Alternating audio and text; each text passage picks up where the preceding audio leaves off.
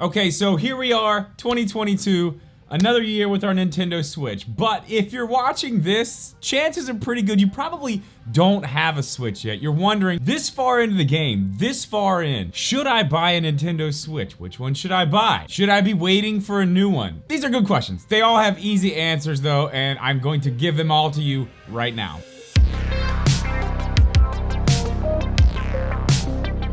What's up guys, welcome back, or welcome in for the first time. Very quickly before we get started, I do want to shout out my Patreon supporters. You're seeing their names on the screen right now. If you would like to support this channel in that way, there will be a link down in the description. If not, just leave a like. That's fantastic. That does a lot too. Really appreciate that as well. But let's go ahead and get on with this video. Okay, so we're talking about the Nintendo Switch. We're talking about the Switch Lite. We're talking about the Switch OLED. Just the Switch family in general right now. The original Switch dropped in 2017. So how many years ago was that? 2017? 5 years ago. So the Switch has been out for 5 years. That's crazy. I cannot believe it's been that long. But something you do need to know, if you're going into this not really knowing a lot about the Switch, or how it's changed. Right now, if you go buy a Switch, a new one, you're not gonna be buying the same Switch that came out in 2017. That one's not even available anymore. That's what they call the V1 Switch. Now, they upgraded the Switch. It's actually just the chip that they upgraded. It's the same general chip, it just has some, it's got better performance, so it improves the battery life. It runs a little bit cooler. All the games still play exactly the same. There's never been any change on any of that stuff, but they call that one the V2 Switch. That's what you can get now, and they dropped that right alongside the Switch Lite, which that was the second version of the Switch, I guess. Now, obviously, that one is not going to be dockable.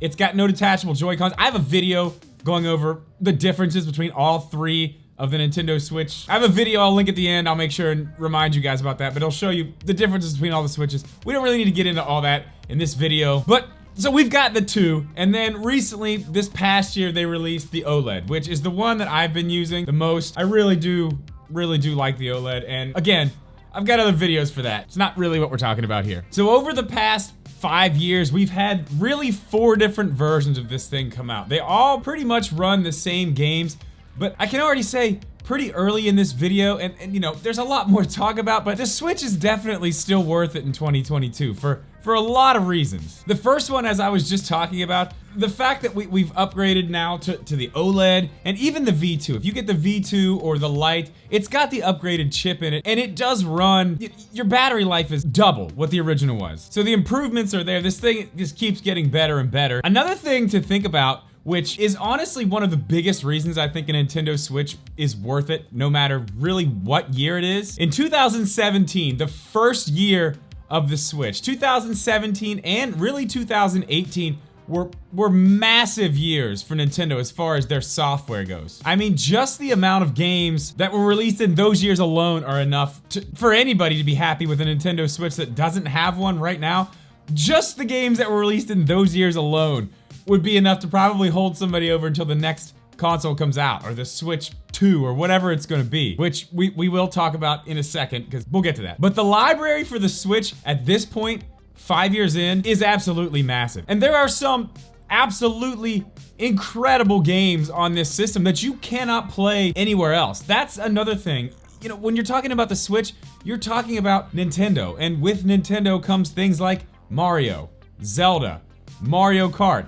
On the Switch, we have Monster Hunter Rise, which is going to PC, but, you know, you can't play it on any other console. We're about to get Bayonetta 3, also a Switch exclusive. Astral Chain, Switch exclusive. All the first-party stuff, the Mario parties, the Mario Karts, I think I already said that, but you get what I mean. The Metroids, the Donkey Kongs. We get all of this stuff, and you can't get it anywhere else. To me, that alone makes a Switch worth it, no matter which one you decide to buy. And a lot of the rumors said last year that there was gonna be a Switch Pro, you know, this upgraded Switch that's supposed to be like a PS4 base model and all this other stuff, which we didn't end up getting. We just got an OLED screen pretty much as the only update, which in my opinion, somebody who plays handheld a lot, worth it to me, not to everybody. I got another video coming out on that. We're gonna discuss that in another video. Chances are pretty good that something like that is coming, but at this point, I really wouldn't worry about compatibility of games or backwards compatibility. I don't think we're gonna have that issue for a while. And there's a few reasons why I think this. One, Nintendo themselves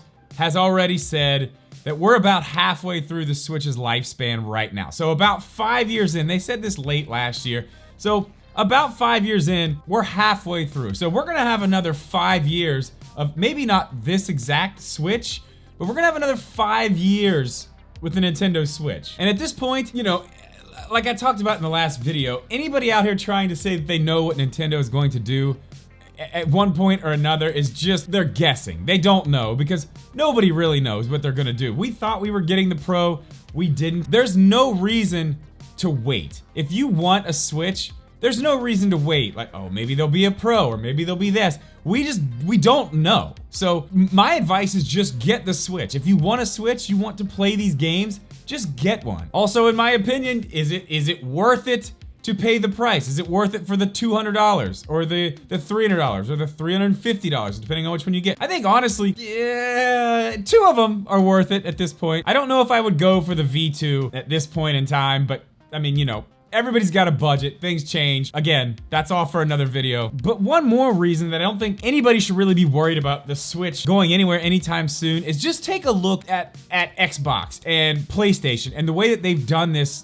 generation transition. We are in a very strange time where parts are hard to get, so, you know, instead of just abandoning the PS4 and abandoning the Xbox One, you see that they're still making their games compatible for both of those systems, and they have for an entire year, and it looks like they're gonna keep doing that into this year. Now, how long they're gonna do that, how far that's actually gonna go, I don't know. You know, they could go a whole nother year. I mean, I'm guessing it really depends on what kind of parts they could get and how many of these PS5s and Xboxes they can produce to get out to people, because it's not like they can't sell them. That's the thing.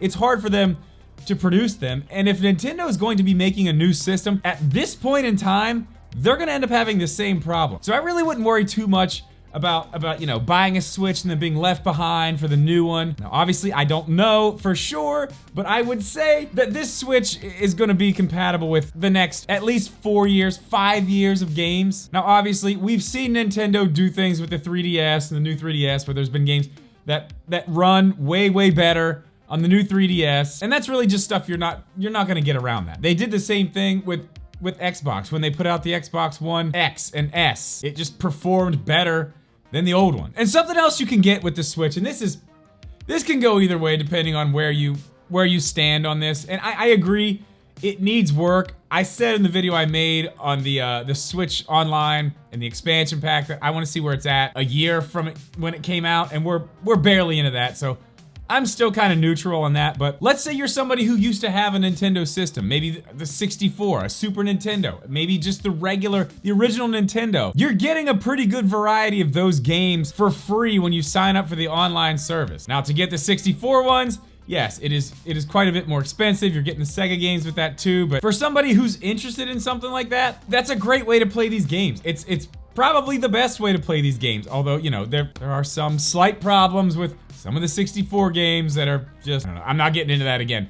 Anyway, that's another thing, to me at least, for someone looking to maybe get back into some of that older stuff and doesn't want to deal with, you know, emulation or trying to get ROMs on their computer and doesn't want to do that, that's a pretty easy way to do that. And you are getting a really good variety. Now, there is one thing that really we can't get away from, and I don't know. At this point, this far into the life of the Switch, I don't see them making many changes, but there's always the fear of Joy-Con drift. And I know we've talked about this on this channel several times. I've got videos on this. Should you worry about it? In my opinion, I've had a lot of Joy-Cons. I think I've had one of them drift. I do know it happens. I'm very aware that it's a problem for a lot of people, but I don't think Nintendo's gonna be changing that anytime soon. They're wrapped up in so much stuff legally with the class action lawsuits. I think if they changed it now, they're kind of gonna be admitting guilt in the class action lawsuits. I don't think it's gonna be changed. I think they're making tiny improvements here and there incrementally to maybe stop it from happening as bad and as quick, but I don't think it's gonna be going anywhere anytime soon. So it is something you do need to worry about when you pick up a Switch. They do have things in place where you can send your Joy-Con or your Switch Lite in. I know that's a pain, but I can tell you this. I did just change one of my friend's Switch Lite sticks out. It took 10 minutes. It was very easy to do.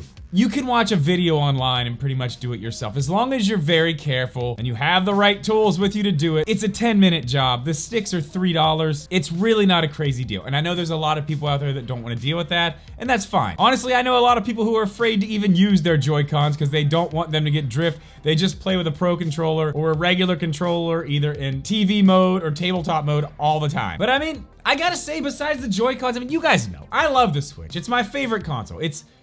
It's probably my favorite console of all time. If you're somebody who loves handhelds and you've been on the fence about getting a Switch, in my opinion, it was worth it in 2017. It's worth it in 2022. It's gonna be worth it in 2023. So if you decide to pick one up, I'm gonna leave you a video right here to watch if you want to know which one is best for you. I'm gonna leave another video right here. This video is gonna tell you the best games on the Switch that you should be looking to buy. But guys, that's gonna do it for this one. As always, thank you so much for watching. Please leave a like, make sure you subscribe. We'll see you in the next one.